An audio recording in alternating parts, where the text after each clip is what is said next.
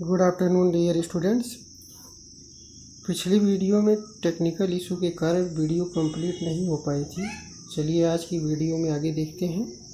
दूध या दही का मंथन करके मक्खन निकाला जाता है। आप यहाँ फिगर में देख सकते हैं कि दूध या दही का मंथन करके यहाँ मक्खन निकाला जा रहा है। यह भी एक पृथक्करण की विधि है जिससे दूध या दही से जो मक्खन है वो अलग हो जाता है।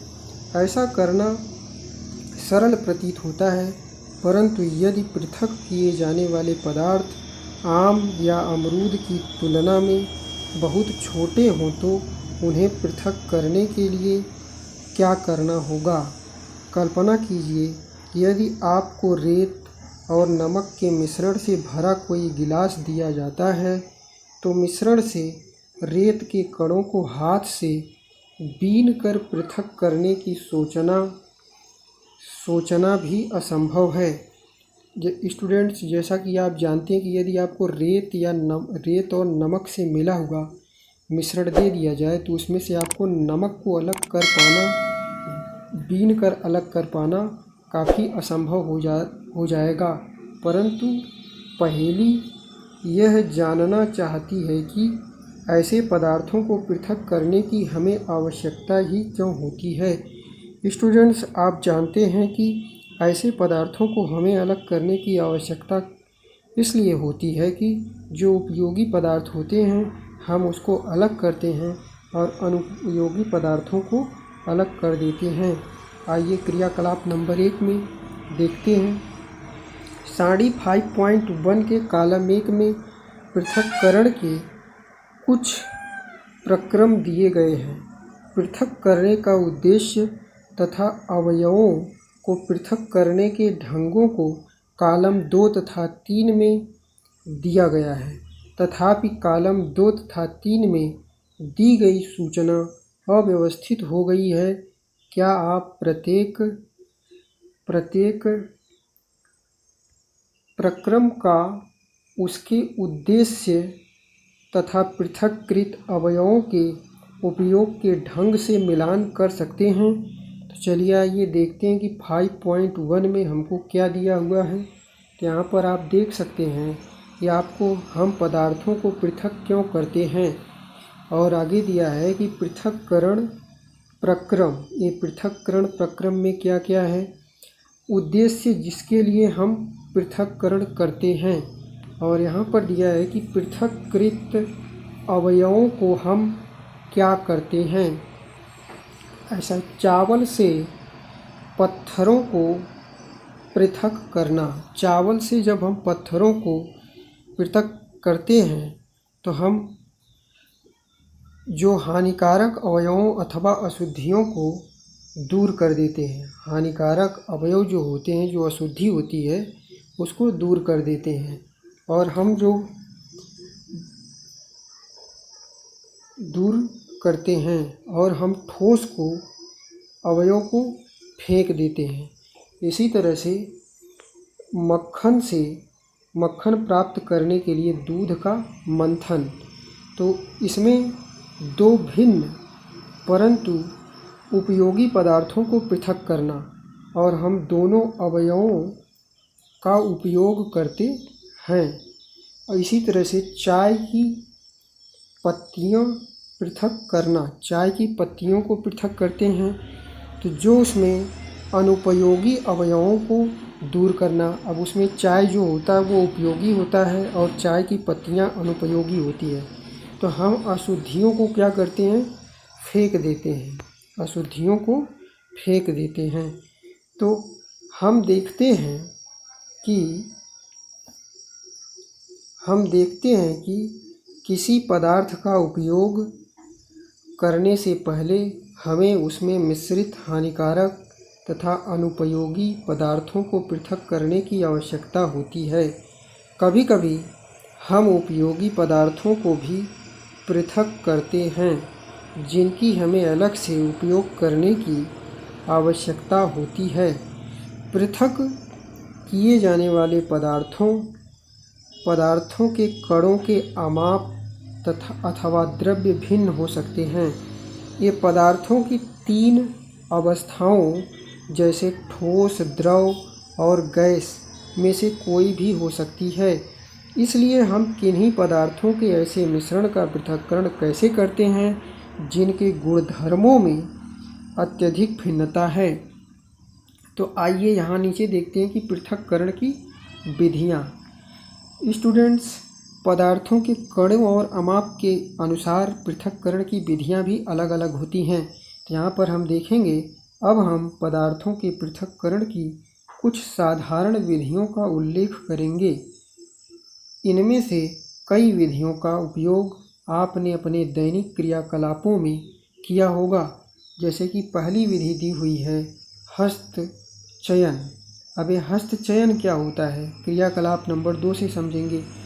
दुकान से खरीदे गए अनाज का एक पैकेट कक्षा में लाइए। अब अनाज को कागज़ की शीट पर फैलाइए। क्या आप कागज़ पर एक ही प्रकार के अन्य कण पाते हैं? क्या इसमें पत्थर के टुकड़े, भूसी, टूटे हुए अन्य कण तथा अन्य खाद्य कण? अब अपने हाथ से पत्थर के टुकड़े, भूसे, अन्य कणों को इससे पृथक कीजिए। आगे दिए, हस्तचयन की इस विधि का उपयोग गेहूँ, चावल तथा दालों में बड़े मिट्टी के कणों, पत्थर तथा भूसे को पृथक करने में किया जा सकता है।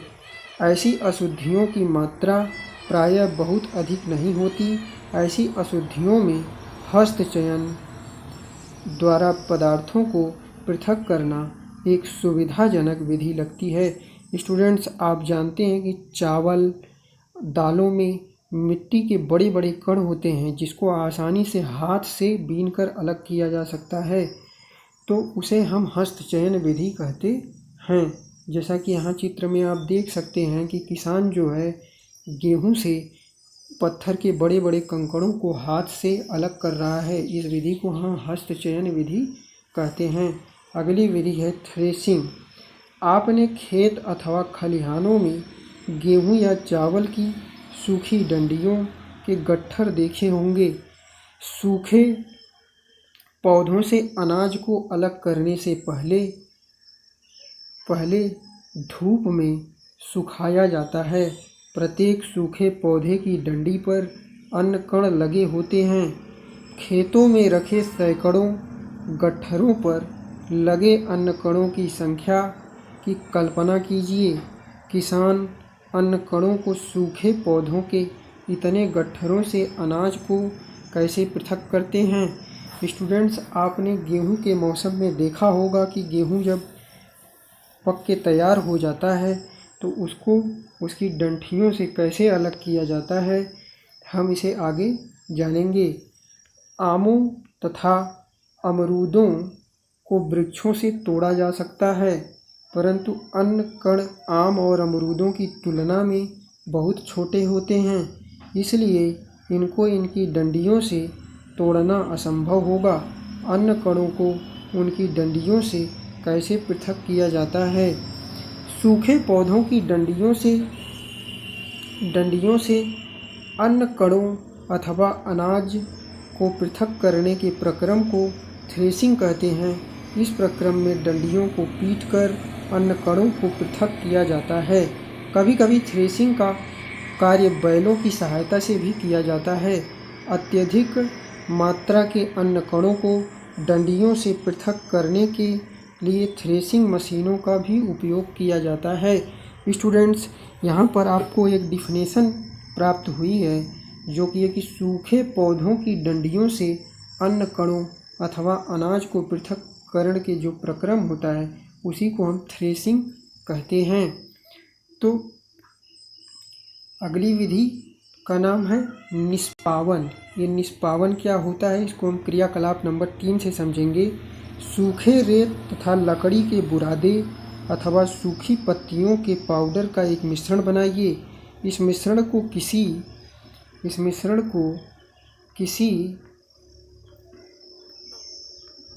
किसी प्लेट अथवा समाचार पत्र के ऊपर रखिए, समाचार पत्र के ऊपर रखिए। मिश्रण को ध्यान से देखिए, जो मिश्रण है उसको ध्यान से देखिए। क्या आप दोनों अवयवों को आसानी से पृथक कर सकते हैं? क्या दोनों अवयवों के कणों के अमाप समान है? क्या हस्तचयन द्वारा इन अवयवों को पृथक करना संभव है? स्टूडेंट्स, जब आप इसको मिक्स कर लेंगे, जब इसको समाचार पत्र या प्लेट पर रखेंगे, फिर आप इसको देखिए कि क्या इसको हस्तचयन विधि के द्वारा हम इसको पृथक कर सकते हैं। अब आप इस मिश्रण को खुले मैदान में ले जाइए और तथा किसी ऊंचे समतल स्थान पर खड़े हो जाइए और मिश्रण को प्लेट में अथवा समाचार पत्र पर रखिए। जिस प्लेट अथवा समाचार पत्र पर मिश्रण रखा है उसे पकड़कर हवा में कंधे की ऊंचाई तक ले जाकर थोड़ा सा टेढ़ा कीजिए ताकि मिश्रण धीरे धीरे नीचे फिसले। क्या होता है? क्या दोनों अवयव रेत एवं बुरादा या सूखी पत्तियों का पाउडर एक ही स्थान पर गिरते हैं? क्या कोई अवयव ऐसा है जो वायु द्वारा दूर उड़कर गिरता है? क्या वायु मिश्रण के दोनों अवयवों को पृथक करने में सफल हुई? तो किसी मिश्रण के अवयवों को इस प्रकार पृथक करने की विधि निष्पावन कहलाती है। निष्पावन का उपयोग पवनों अथवा वायु के झोंकों द्वारा मिश्रण से भारी तथा हल्के अवयवों को पृथक करने में किया जाता है। स्टूडेंट्स, आपने देखा होगा कि जब गेहूं की फसल पककर तैयार हो जाती है तो उसमें कुछ भूसे मिले हुए होते हैं, तो उसको हवा की सहायता से भूसे को अलग किया जाता है। तो जो भूसा जो है हल्का होता है और गेहूं जो है भारी होता है, तो जिससे हल्का भूसा अलग हो जाता है। तो इस विधि को गेहूं से भूसे को जो अलग करने की विधि है उसी को हम निष्पावन कहते हैं। अन्यथा आप इसको इस तरह से भी कह सकते हैं कि किसी मिश्रण के अवयवों को इस प्रकार पृथक करने की विधि निष्पावन या निष्पावन का उपयोग पवनों अथवा वायु के झोंकों द्वारा मिश्रण से भारी तथा हल्के अवयवों को पृथक करने में किया जाता है। साधारणतया किसान इस विधि का उपयोग हल्के भूसे को भारी अन्य कणों से पृथक करने के लिए करते हैं। तो अब जैसे यहाँ पे आप चित्र में देख सकते हैं कि एक महिला निष्पावन विधि का प्रयोग कर रही है, जिसमें सूप में वो अनाज को ओसा रही है और इधर भूसा जो है हल्का कण अलग हो रहा है और अनाज यहाँ पे अलग हो रहा है। इसी विधि को हम निष्पावन विधि कहते हैं। हम आशा करते हैं कि आपको समझ में आ गया होगा। यदि वीडियो पसंद आए तो चैनल को सब्सक्राइब करें और वीडियो को ज़्यादा से ज़्यादा शेयर करें। Thank you.